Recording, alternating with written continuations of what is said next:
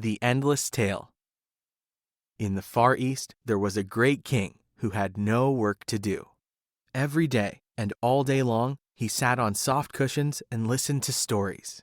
And no matter what the story was about, he never grew tired of hearing it, even though many of the stories took hours to complete. "There is only one fault with your story," he often said. "It is too short."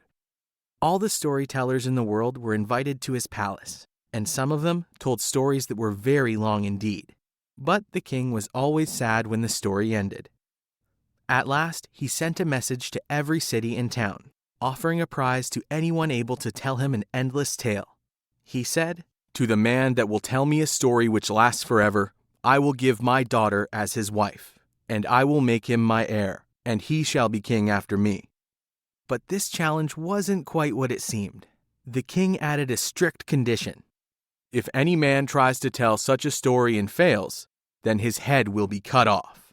The king's daughter was very beautiful, and many young men in the kingdom were willing to do anything to win her. But none of them wanted to lose his head, and so only a few tried for the prize. One young man invented a story that lasted 3 months, but after that, he could think of nothing more. His fate was a warning to others, and it was a long time before another storyteller was daring enough to take the king's challenge. One day, a stranger from the south came to the palace. "Great king," he said, "is it true that you offer a prize to the man who can tell a story that has no end?" "It is true," said the king. "And will this man have your daughter for his wife? And will he be your heir?" "Yes, if he succeeds," said the king.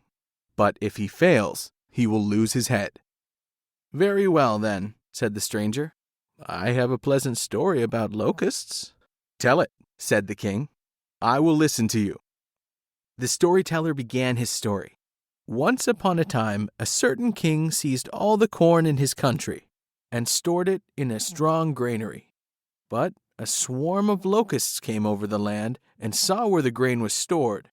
After searching for many days, the locusts found a small crack on the east side of the granary, but the opening was just large enough for one locust at a time to pass through. So one locust went in and carried away a grain of corn. Then another locust went in and carried away a grain of corn. Then another locust went in and carried away a grain of corn." Day after day, week after week, the stranger kept on saying, "Then another locust went in and carried away a grain of corn." A month passed. A year passed. After 2 years, the king asked, "How much longer will the locusts be going in and carrying away corn?" "Oh, king," said the stranger, "the locusts have only cleared a few inches, and there are thousands of inches in the granary." Man, cried the king, "you will drive me mad. I can listen to it no longer. Take my daughter, be my heir, and rule my kingdom, but do not let me hear another word about those incessant locusts." So the stranger married the king's daughter and lived happily in the land for many years.